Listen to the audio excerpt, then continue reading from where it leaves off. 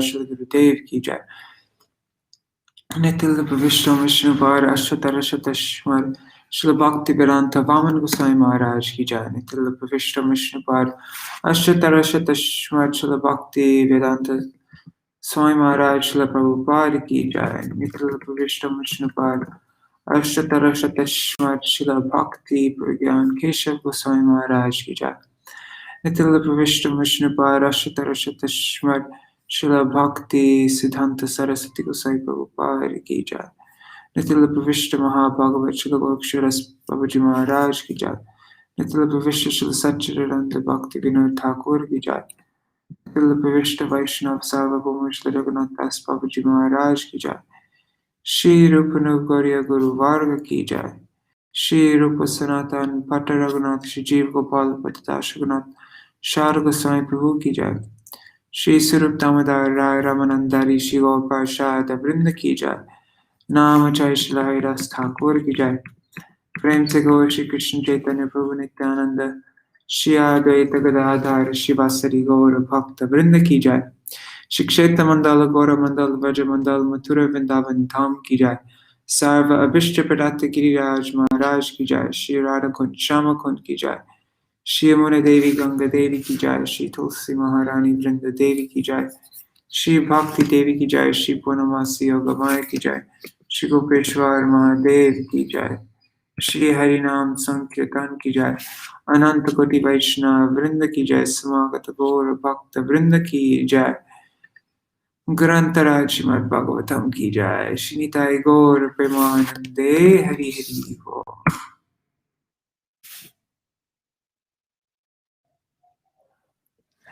राधे राधे गर्गराज। ओम ज्ञानतिमिरन्धस्य ज्ञानाञ्जनशलाकया चक्षुरुन्मिलितं येन तस्मै श्रीगुरुवे नमः। नमो विष्णुपदाय राधिकाय प्रियात्मने श्रीमद्भक्तिवेदान्त नारायणीति नामिने। नमो विष्णुपदाय कृष्णपृष्ठाय भूतले श्रीमते भक्तिवेदान्त स्वामिनिति नामिने। वंशकल्पतरुभ्यश्च कृपा सिन्धुभ्य एव च पतितानां पावनेभ्यो वैष्णवेभ्यो नमो नमः। नमो महावदन्याय कृष्णप्रेमप्रदायते कृष्णाय कृष्णचैतन्य नाम्ने गौरतिष्ठे नमः। गुरुवे गौरचन्द्राय राधिकाय तदालय कृष्णाय कृष्णभक्ताय तरभक्ताय नमो नमः। यं प्रव्रजन्तम् अनुपेतमपेतकृत्यं द्वैपायनो विरहकातर आजुहाव पुत्रेति तन्मयतया तरवो विनेदुस्तं सर्वभूत हृदयमुनिमानतोऽस्मि। नारायणं नमस्कृत्य नरं चैव नरोत्तमं देवीं सरस्वतीं व्यासं ततो जयमुदीरयेत्। शृण्वतं स्वकथा कृष्ण पुण्यश्रवणकीर्तन हृदन्तस्तो ह्यभद्राणि विधुनोति सुहृत्सुतं। नष्टप्रयेष्वभद्रेषु नित्यं भगवत सेवया भगवत्युत्तमश्लोके भक्तिर्भवति नैष्टिकी। तवैवास्मि न जीवामि त्वया विना इति विज्ञाय राधे त्वां नायमं चरणन्तिकम्। भक्त्या विहीना अपराधलक्षाय क्षिप्ताष्टकामादितरङ्गमध्ये कृपामयि तं शरणं प्रपन्ना वृन्दे नमस्ते चरणारविन्दम्। भज श्रीकृष्ण चैतन्य प्रभो नित्यानन्द श्री अद्वैत गदाधर शिवासरि गौर भक्तवृन्द। हरे Krishna Krishna Krishna Hare Hare Hare Ram Rama Rama Hare Hare.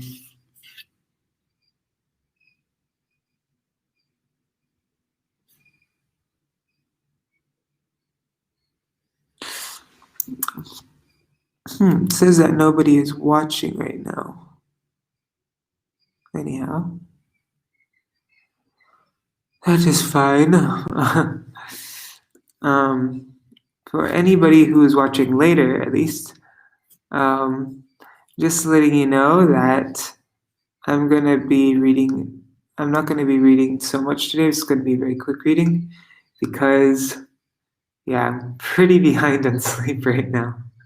Yesterday I went to sleep at 2 o'clock in the morning, and then I didn't really sleep that much in a day. I slept less than an hour in a day and just a few hours at night. And last night I went to sleep at 2:30 in the morning, and so slept. And I have a big day today. So, anyways, I just didn't want to break the flow. Otherwise, I probably would have canceled today's reading. But anyways, I'm just going to read a little bit and then. Oops. Oh wait, I did this for a reason.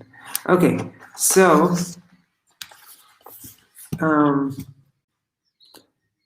Yeah, just a small recap of what we read yesterday. And there's nobody here anyways, but for whoever's going to come and watch this later on.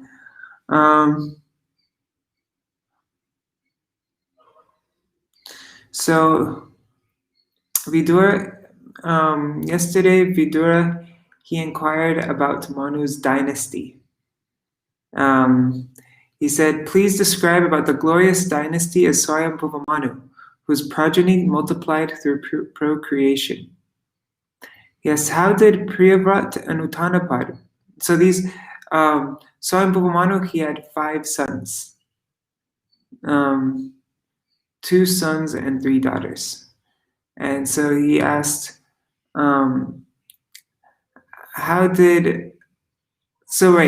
just before, like the previous chapter, in the previous chapter, Maitreya, he explained to Vidura the Visarga, the secondary creation.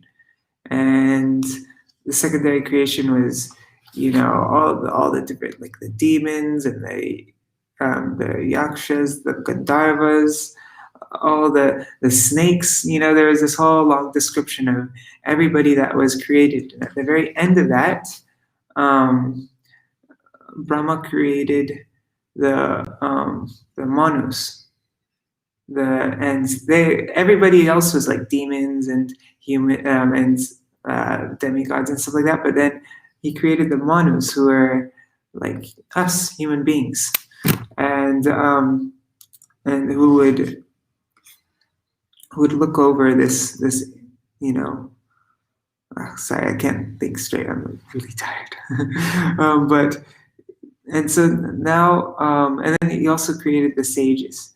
And so now Vidura asked Maitreya to explain about Manu's dynasty.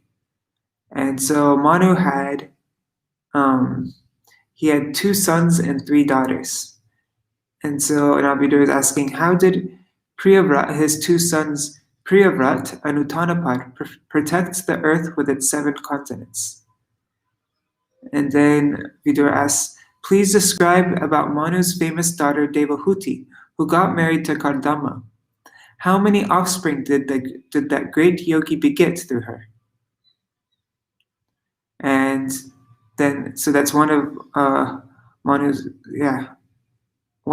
daughters, and then the 2 other daughters. How did Ruchi and Daksha generate children after marrying the 2 daughters of Swayambhuva Manu? Oh, wait, what am I saying? Ruchi and Daksha is, those are Brahma's sons, Ruchi and Daksha. But how did Brahma's sons, Ruchi and Daksha, generate children after marrying the 2 other daughters of Swayambhuva Manu, Akuti and Prasuti? So now Maitreya is answering, he's first answering the question about Devahuti, the first daughter of Manu. So Manu's 5 children are the 2 sons, Priyavrata and Uttanapad, and 3 daughters, Devahuti, Akuti, and Prasuti. And so now we're hearing about Devahuti. All right.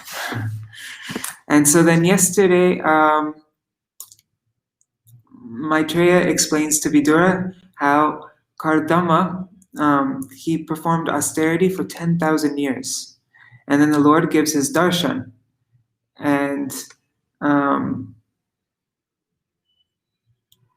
he says,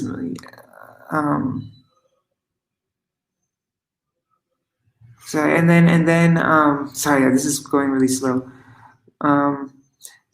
Then Kardama, he makes prayers to the Lord. He says that eyes are successful upon seeing you. The less intelligent worship you for material things. And I too desire a suitable, I have a desire for a suitable wife. And he said, material desires lead to bondage. Surrender to you leads to liberation. Time doesn't affect devotees. You create the material world for the jiva's enjoyment and to cause detachment in them by realizing you. My devotees' desires are never frustrated. Okay, sorry. So that was Kardama Muni's prayers to the Lord, and then the Lord speaks to Kardama how my devotees' desires are never fulfilled. Manu will offer you his daughter, and you will beget 9 daughters, and then after that, me as your son. And then finally, you will attain me. So that's where we read up to yesterday, the Lord's response to Kardama. What verse was that? I think it was verse 20. I think we finished on verse 27. And so we'll read from verse 28. Okay. Oops.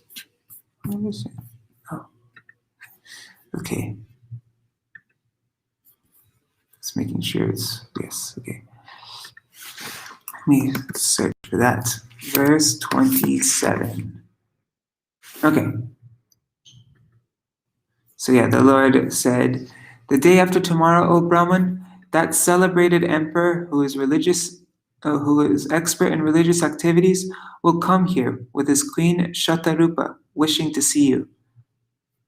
That Swayambhuva Manu.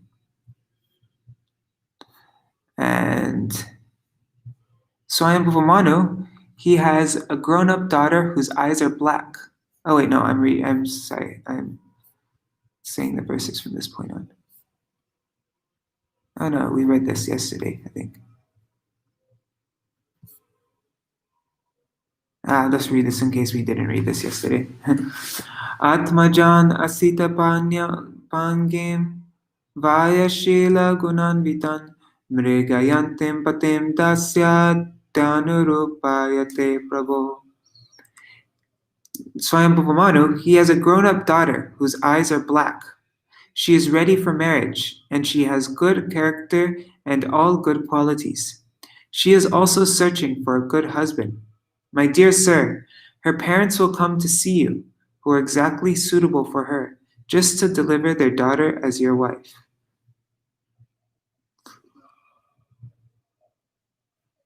I think we did read this.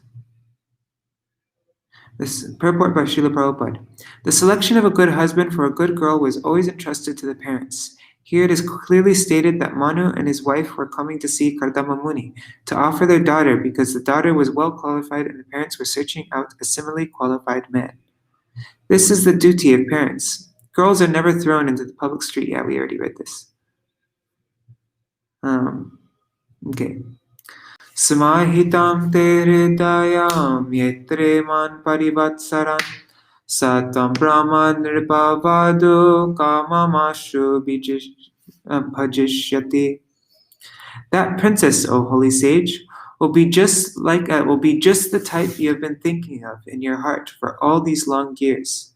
She will soon be yours and will serve you to your heart's content. Purport.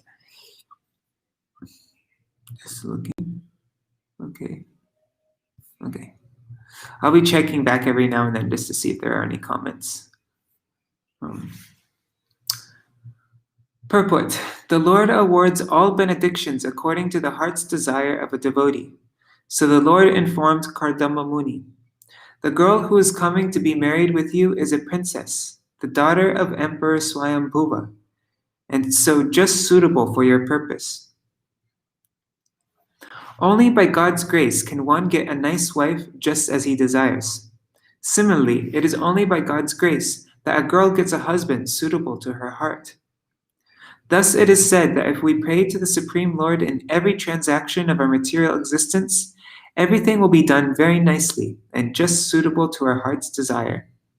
In other words, in all circumstances, we must take shelter of the Supreme Personality of Godhead and depend completely on His decision. Man proposes, God disposes. The fulfillment of desires, therefore, should be entrusted to the Supreme Personality of Godhead. That is the nicest situation. Kardama Muni desired only a wife, but because he was a devotee of the Lord selected a wife for him who is the emperor's daughter, a princess. Thus, Kardama Muni got a wife beyond his expectation. Oh my God! I just realized I started reading an hour early today. Oh my God, I'm so spaced out. I'm not spaced out, I'm just tired. That happens lots of times when I go to sleep too late. I slept, I don't know, like 3.5 hours last night. And then I woke up and I was like, oh my God, I'm late. And so then I rushed to start reading, and now I'm reading. I start reading at 7, not 6. Anyhow, maybe I should just continue reading. I'm going to just continue reading. Sorry about that, guys. I've actually had this kind of thing happen a lot. Anyways. I've started Mangalarti before, like singing Guruvashtakam in Mathura. I started singing the Guruvashtak an hour before Mangalarti because of this kind of thing. And I have a few stories like this. Anyhow. Okay. Thus it is said that if we pray to the Supreme Lord in every transaction of our material existence, everything will be done very nicely and just suitable to our heart's desire. In other words, in all circumstances, we must take shelter of the Supreme Personality of Godhead and completely depend on His decision. Oh, I just read this. Man proposes, God disposes. The fulfillment of desires, therefore, should be entrusted to the Supreme Personality of Godhead. That is the nicest solution. Kardama Muni desired only a wife, but because he was a devotee of the Lord selected a wife for him who is the emperor's daughter, a princess. Thus Kardama Muni got a wife beyond his expectation. If we depend on the choice of the Supreme Personality of Godhead, we will receive benedictions in greater opulence than we desire. It is also significantly noted here that Kardama Muni was a Brahmin, whereas Emperor Swayambhuva was a Kshatriya. Therefore, intercaste marriage was current even in those days. The system was that a Brahmin could marry the daughter of a Kshatriya, but a Kshatriya could not marry the daughter of a Brahmin. We have evidences from the history of the Vedic age that Shukracharya offered his daughter to Maharaj Yayati, but the king had to refuse to marry the daughter of a Brahmin. Only with the special permission of the Brahmin could they marry. Intercaste marriage, therefore, was not prohibited in the olden days, many millions of years ago, but there was a regular system of social behavior. 1 second, I just want to write something in this group.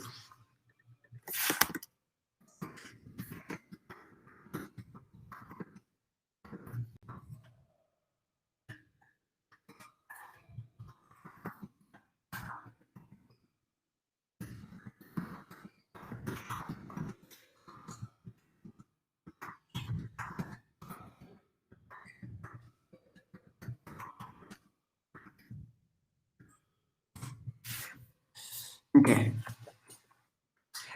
Yata atma vritam viryam navada prasavishyati viryeta dierishaya atasyantanjasatmana. She will bring forth 9 daughters from the seed sown in her by you, and through the daughters you beget, the sages will duly beget children.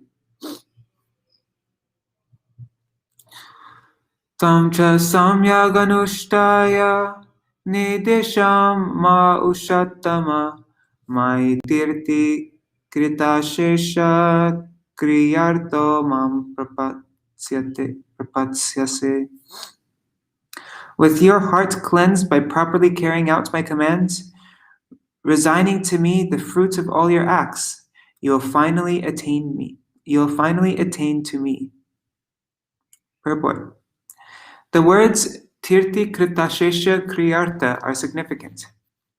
Tirtha means a sanctified place where charity is given.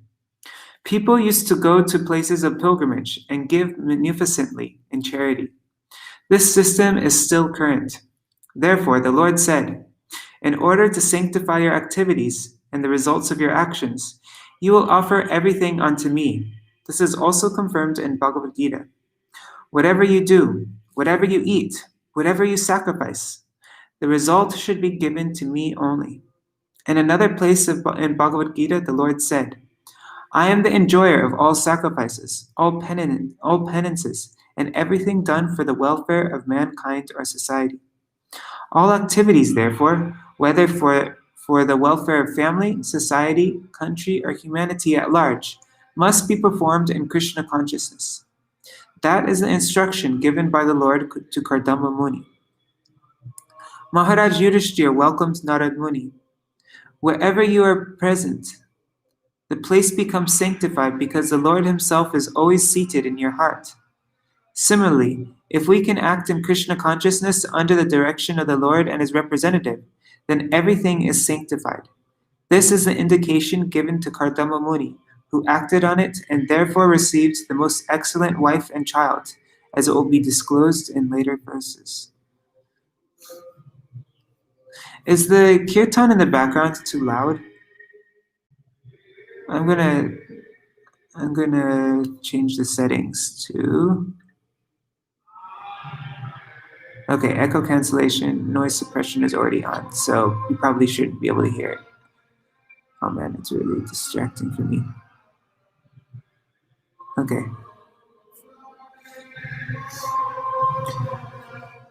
Kritva dayam cha jiveshu tattva cha bhayamatmavan mayatmanam sahajagar drakshyasyatmani chapimam. Showing compassion to all living entities, you will attain self-realization, giving assurance of safety to all. You will perceive your own self as well as all the universes in me, and myself in you. Purport. The simple process of self-realization for every living entity is described here. The first principle to be understood is that this world is a product of the Supreme Will. There is an identity of this world with the Supreme Lord. This identity is accepted in a misconceived way by the impersonalists. They say that the Supreme Absolute Truth, transforming himself into the universe, loses his separate existence. Thus they accept the world and everything in it to be the Lord. That is pantheism, wherein everything is considered to be the Lord. This is a view of the impersonalists. But those who are personal devotees of the Lord take everything to be the property of the Supreme Lord. Everything, whatever we see, is the manifestation of the Supreme Lord. Therefore, everything should be engaged in the service of the Lord. This is oneness. The difference between the impersonalist and the personalist is that the impersonalist does not accept the separate existence of the Lord, but the personalist accepts the Lord. He understands that although the Lord distributes himself in so many ways, he has his separate personal existence. This is described in Bhagavad Gita. The Lord says, I am spread all over the universes in my impersonal form. Everything is resting on me, but I am not present. There's a nice example regarding the sun and the sunshine. The sun, by its sunshine, is spread all over the universe, and all the planets rest on the sunshine. But all the planets are different from the sun planet. One cannot say that because the planets are resting on the sunshine, these planets are also the sun. Similarly, the impersonal or pantheistic view that everything is God is not a very intelligent proposal. The real position, as explained by the Lord himself, is that although nothing can exist without him, it is not a fact that everything is him. He is different from everything. So here also the Lord says, "You'll see everything in the world to be none different from me." This means that everything should be considered a product of the Lord's energy, and therefore everything should be employed in the service of the Lord. One's energy should be utilized for one's self-interest. That is the perfection of the energy. This energy can be utilized for real self-interest if one is compassionate. A person in Krishna consciousness, a devotee of the Lord, is always compassionate. He is not satisfied that only he himself is a devotee, but he tries to distribute the knowledge of devotional service to everyone. There are many devotees of the Lord who faced many risks in distributing the devotional service of the Lord to people in general. That should be done. It is also said that a person who goes to the temple of the Lord and worships with great devotion, but who does not show sympathy to people in general or show respect to other devotees, is considered to be a third-class devotee. The second-class devotee is he who is merciful and compassionate to the fallen soul. The second-class devotee is always cognizant of his position as an eternal servant of the Lord. He therefore makes friendships with the devotees. of the Lord, acts compassionately toward the general public in teaching them devotional service, and refuses to cooperate or associate with non-devotees.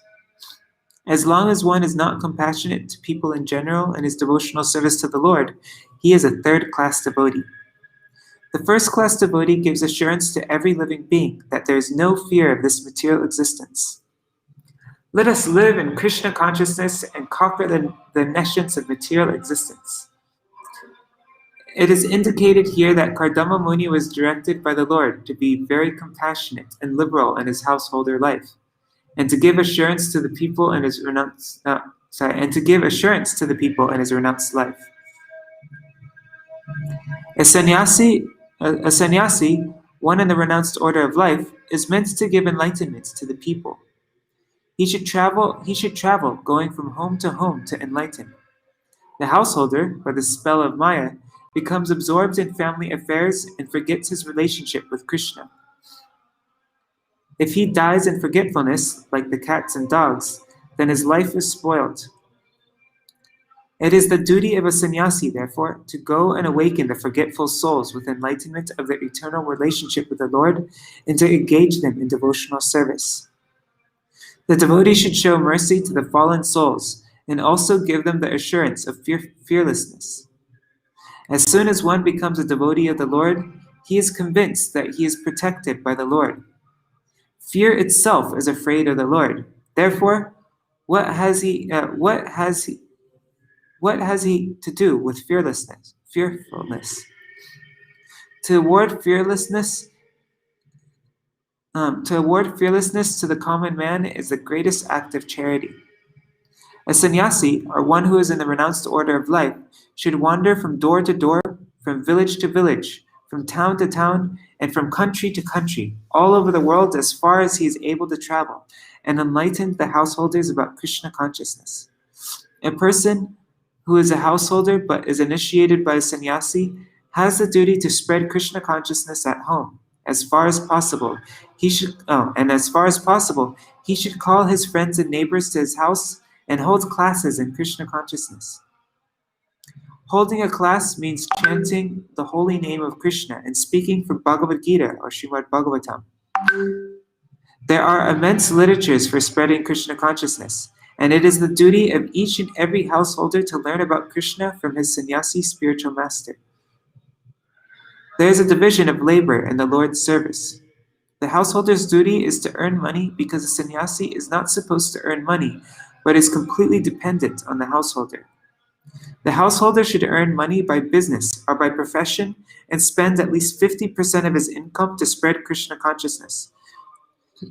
25% he can spend for his family, and 25% he should save to meet emergencies. This example was shown by Rupa Goswami, so devotees should follow it. Actually, to be one with the Supreme Lord means to be one with the interest of the Lord. Becoming one with the Supreme Lord does not imply becoming as great as the Supreme Lord. It is impossible. The part is never equal to the whole. The living entity is always a minute part. Therefore, his oneness with the Lord is that he is interested in the one interest of the Lord. The Lord wants every living entity to always think about him, to be his devotee, and always worship him. This is clearly stated in Bhagavad Gita, Man Mana Pavamar Bhakta. Krishna wants everyone to think of him. Krishna wants everyone always to think of him. Everyone should always offer obeisances to Krishna. This is the will of the Supreme Lord, and devotees should try to fulfill his desire. Since the Lord is unlimited, his desire is also unlimited. There is no stoppage, and therefore the service of the devotee is also unlimited. In the transcendental world, where there is unlimited competition between the Lord and the servitor, in the transcendental world, there is unlimited competition between the Lord and the servitor. The Lord wants to fulfill his desires unlimitedly, and the devotee also serves him to fulfill his unlimited desires. There is an unlimited oneness of interest between the Lord and his devotee. That's really, I like this purport. Sahaham svangshakalaya tvarviryena mahamune tavakshetre devabhutyam praneshye tatta sanghitam. O great sage, I shall manifest my own plenary portion through your wife, Devahuti, along with your 9 daughters, and I shall instruct her in the system of philosophy that deals with the ultimate principles or categories.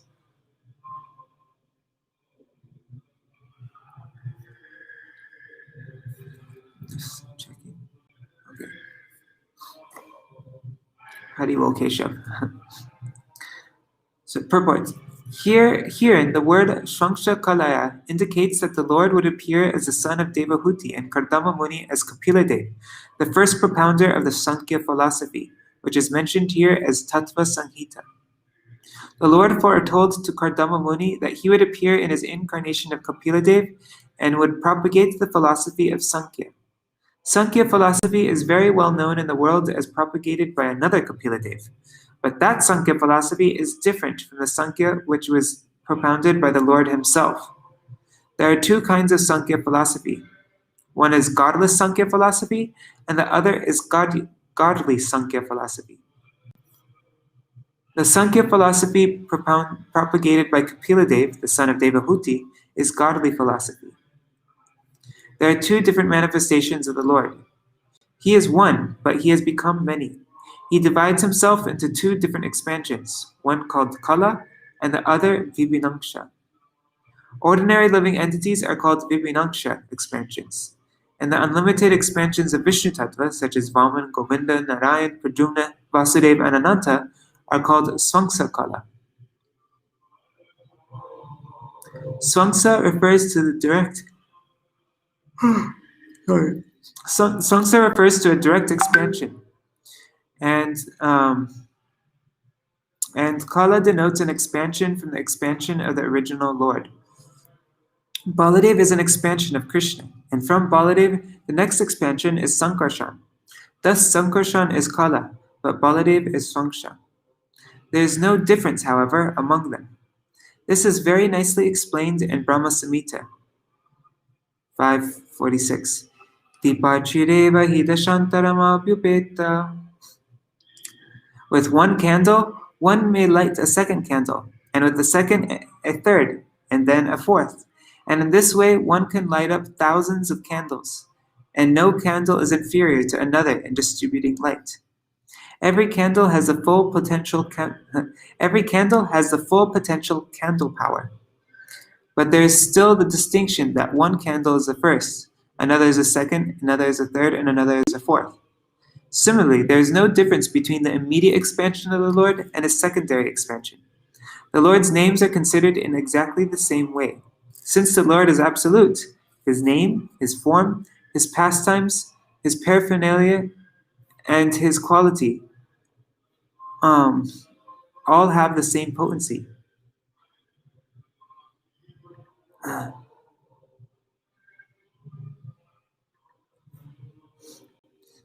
Sorry. Yeah, so all these things have the same potency, his name, form, qualities, and pastimes. In the absolute world, the name Krishna is a transcendental sound representation of the Lord. There is no potential difference between his quality, name, form, etc. If we chant the name of the Lord, Hare Krishna, that has as much potency as the Lord himself, there is no potential difference between the form of the Lord whom we worship and the form of the Lord in the temple. One should not think that one is worshipping a doll or statue of the Lord, even if others consider it to be a statue. Because there is not potential difference, one gets the same results by worshipping the statue of the Lord or the Lord himself. This is a science of Krishna consciousness. Maitreya Uvacha Evam tan anupashyata Bhagavan pratyaga akshaja Jagama Bindusarasa Saraswatya Parishritat. Maitreya went on. Thus, having spoken to Kardama Muni, the Lord, who reveals himself only when the senses are in Krishna consciousness, departed from that lake called Bindu Sarovar, which was encircled by the river Saraswati. Purport. One word in this verse is very significant. The Lord is stated here to be Pratyag Akshaja. He is imperceptible to material senses, but still he can be seen. This appears to be contradictory. We have material senses, but how can we see the Supreme Lord? He is called Atokshaj, which means that he cannot be seen by the material senses. Akshaj means knowledge perceived by material senses. Because the Lord is not an object that can be understood by speculation with our material senses, he is also called Ajita. He will conquer, but no one will conquer him. No one can conquer him. What does it mean then that he still can be seen? It explains that no one can hear the transcendental name of Krishna, no one can understand his transcendental form, and no one can assimilate his transcendental pastimes. It is not possible. Then how is it possible that he can be seen and understood? When one is trained in devotional service and renders service unto him, gradually one's senses are purified of material contamination. When one's senses are thus purified, then one can see, one can understand, one can hear, and so on. The purification of the material senses and the perception of the transcendental form, name, and quality of Krishna are combined together in one word, Pratyag Akshaja, which is used here. Nirikshitastasya yaya vashesha siddheshwarabhishtuta siddhamarga akarnayan patra ratendra pakshar ucharitam stomam udirna sama. While the sage stood looking on, the Lord left by the pathway leading to Vaikuntha, a path extolled by all great liberated souls.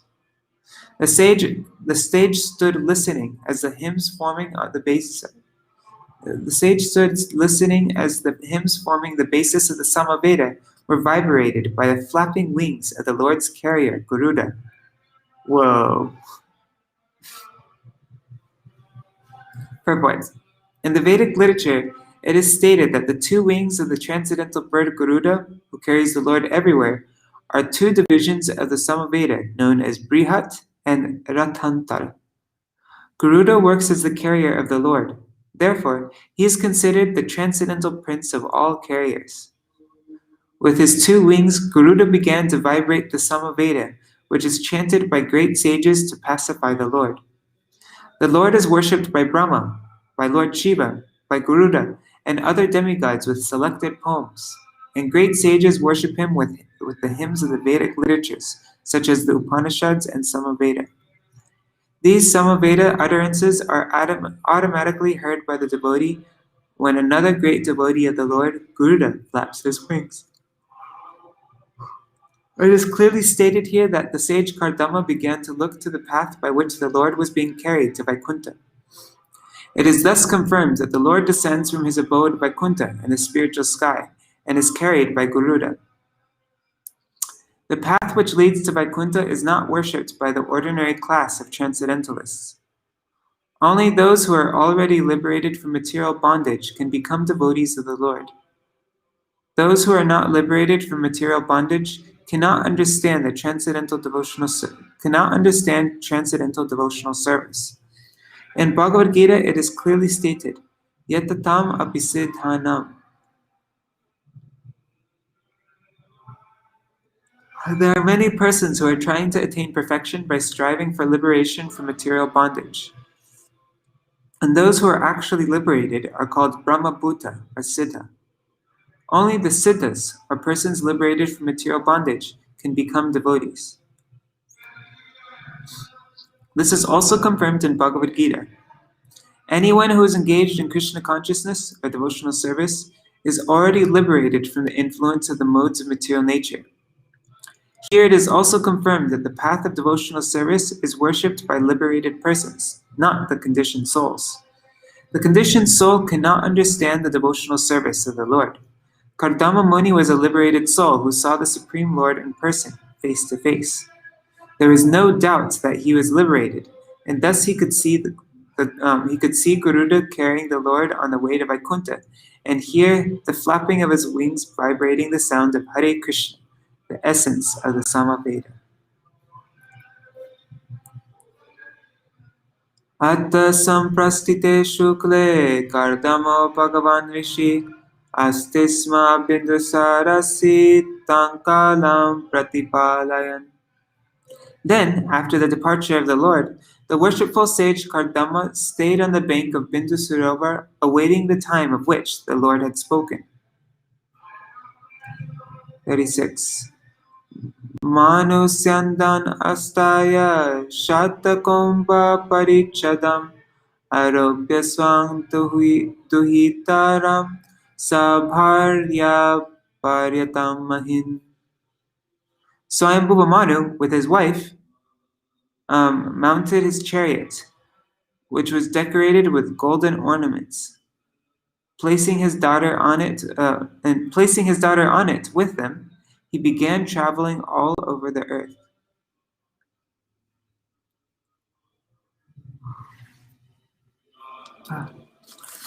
Purport that the Emperor Manu, as the great ruler of the world, could have engaged an agent to find a suitable husband for his daughter, but because he loved her just as a father should, he himself left his state on a golden chariot with only his wife to find her a suitable husband. We're going to end with this verse here.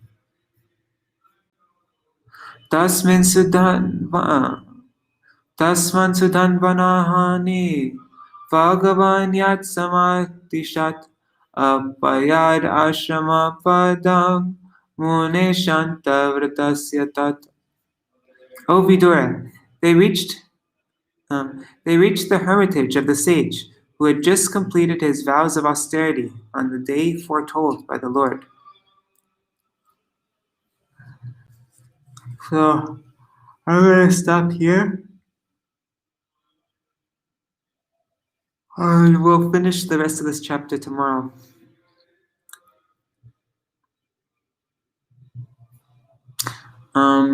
One second. Yeah, there isn't actually that much left to the chapter. I could just finish it now, but I don't know. I think I need to take a little nap right now. As I explained, I'm behind on sleep. So tomorrow we will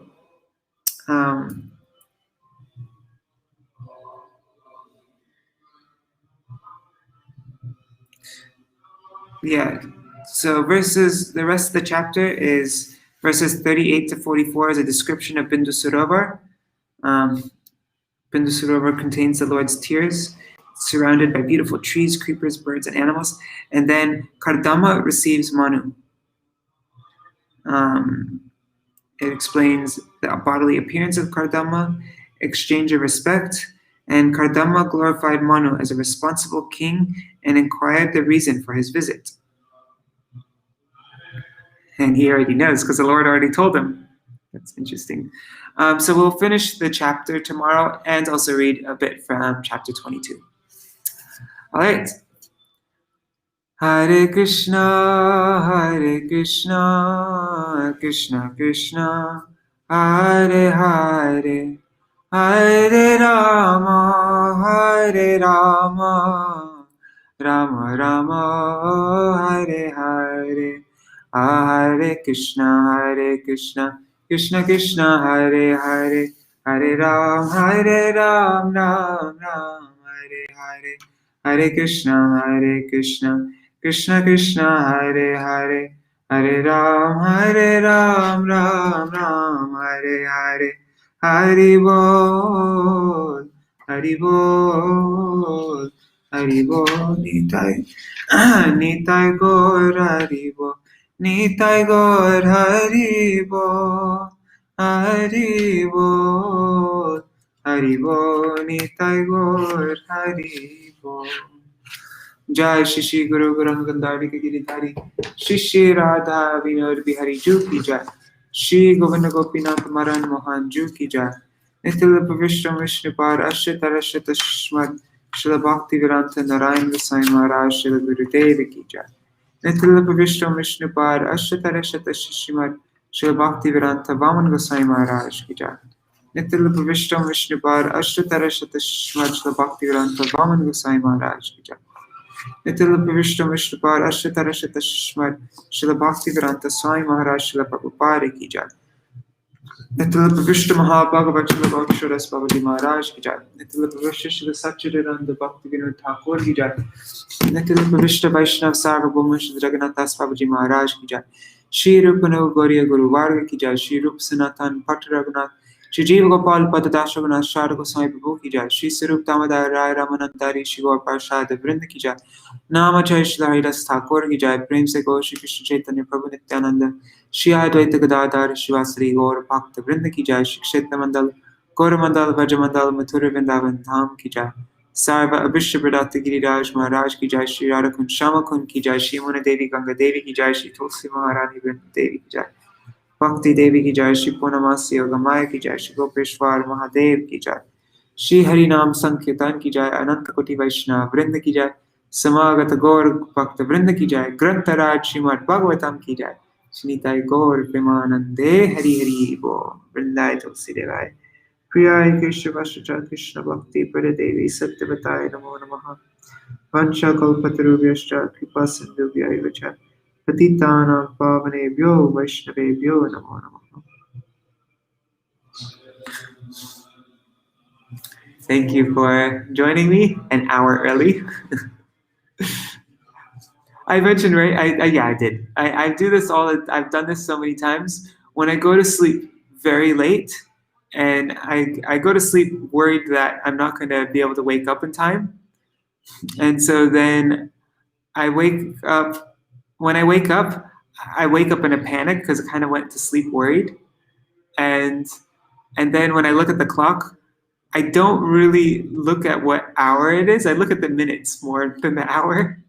And so then I start an hour early. I mentioned, right, I did this once during Kartik time. I would lead the morning kirtan. And I'd lead the morning bhajans in the morning program, and I would start after Mangalarti. But I woke up, I went to sleep really late that day, and then I woke up and I looked at the clock, and I was like, "Oh my God, I'm late!" And I ran to the temple room, and then I started. I think I set up the. Did I set it? No, I didn't set up the mic. I just started singing the morning kirtan program, and then in the middle of my singing, I sang most of the kirtans, and then in the middle of my singing, Tirtha Prabhu on the mic, he started doing Jai Dhwani, and he started like singing over my voice, and I was like, "What is he doing? I'm singing right now. Why is he doing Jai Dhwani?" And then all of a sudden, I noticed that they were about to start Mangalarti, and I looked at the clock, and I started an hour early. And I did that also in Mathura once, an hour before Mangalarti at like 3 o'clock in the morning. I started singing Guru Vashtakam on the mic.